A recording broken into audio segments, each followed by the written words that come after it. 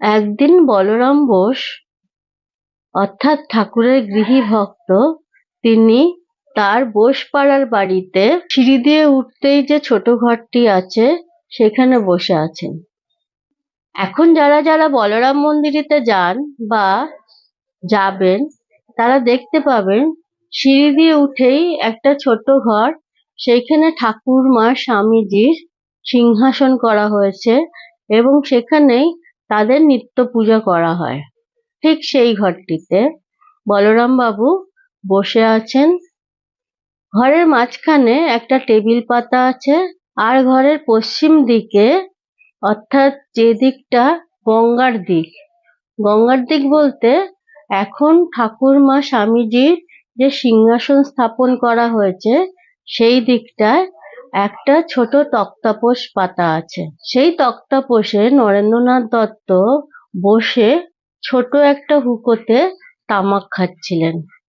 সেই ঘরে নরেন্দ্রনাথ এবং বলরাম বাবু ছাড়াও কালী বেদান্তি অর্থাৎ স্বামী অভেদানন্দ, যোগেন মহারাজ অর্থাৎ স্বামী যোগানন্দ, স্বামীজির ভাই মহেন্দ্রনাথ দত্ত আর নিরঞ্জন মহারাজ অর্থাৎ স্বামী নিরঞ্জনানন্দ, এরা সকলে ঘরের এদিকে ওদিকে ইতস্তত বসে আছেন। সময়টা ছিল গ্রীষ্মকাল, বেলা ৯টা সাড়ে ৯টা হবে। বলরাম বাবু মেঝেতে বসে আক্ষেপ করে বলতে লাগলেন, এই যে তোমরা স্বামী মহারাজরা রয়েছ, তোমরা পরমহংস মশাইয়ের কাছে গেলে, আমিও পরমহংস মশাইয়ের কাছে গিয়েছিলুম। তোমরা কত অনায়াসে গৃহত্যাগ করলে, জপ ধ্যান করছো ও নানা প্রকার করছো। অল্প দিনের মধ্যে তোমরা কত উন্নত হয়ে যাচ্ছ, অর্থাৎ আধ্যাত্মিক জগতে তোমরা কত তাড়াতাড়ি এগিয়ে যাচ্ছ, আর আমি যে বদ্ধজীব ছিলাম তাই রয়ে গেলাম, আমার আর কিছু হলো না। অনেক খেদুক্তি করে বলরাম বাবু নরেন্দ্রনাথের কাছে তার মনের কষ্টের কথা বলতে লাগলেন। নরেন্দ্রনাথ তক্তাপোষের উপরে বসে ডান হাতে হুঁকোটি নিয়ে ডান পায়ের ওপর বাঁ পাটি রেখে একটু ঝুঁকে বলরাম বাবুর কথা শুনে মৃদু মৃদু হাসতে লাগলেন। তারপরে চোখ বিস্ফারিত করে গম্ভীরভাবে বলরাম বাবুর দিকে তাকিয়ে বললেন, দেখো বলরাম, তোমরা ৩ পুরুষ ধরে যে বৈরাগী, সন্ন্যাসী ও বৈষ্ণবদের সেবা করে আসছো, সেটা কি কখনো ক্ষয় হবার? সেই পুণ্যের ফলেই তুমি এত বড় মহাপুরুষ ঠাকুর শ্রী শ্রী রামকৃষ্ণ দেবের সেবা করার অধিকার পেলে। এই সেবা করার অধিকার তোমার পূর্বপুরুষের পুণ্যের ফলেই লাভ হয়েছে। এটাই তোমার বংশের গৌরব হয়ে থাকবে।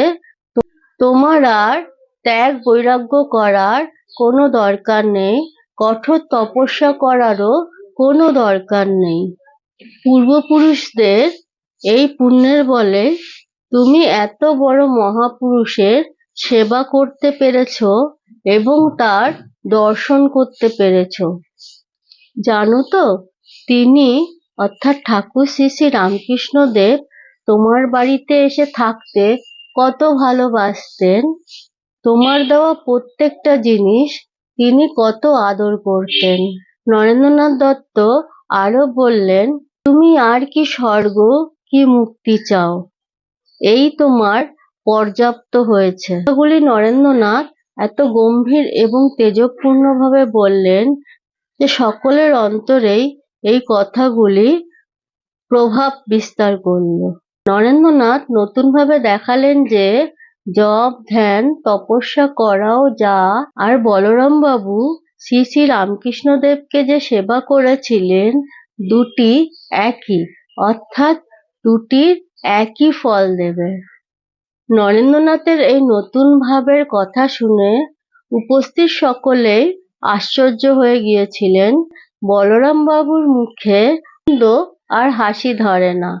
তিনি নানারকম ভাবে মুখের অঙ্গভঙ্গি করে এবং হাসতে হাসতে নরেন্দ্রনাথকে বললেন, তা না হলে হে নরেন, আমরা তোমায় চাই কেন? এখানে বলরামবাবু বলতে চেয়েছেন নরেন্দ্রনাথই পারেন সকল সমস্যার প্রকৃত সমাধান করে দিতে। সেই ঘরে যারা যারা উপস্থিত ছিলেন এবং বলরামবাবুর সকলেই এই কথা শুনে খুব আনন্দ পেলেন এবং সেই দিন তাদের মধ্যে এক আনন্দের স্রোত প্রবাহিত হতে লাগলো। এই কথা ভক্তমণ্ডলের মধ্যে বহুদূর পর্যন্ত প্রচারিত হয়েছিল। বিষয়টা শুনে আপনাদের কেমন লাগলো জানাবেন, আর আপনারা খুব খুব খুব ভালো থাকবেন। আজ আসি। ওম শান্তি শান্তি শান্তি। হরি ওম তৎসৎ।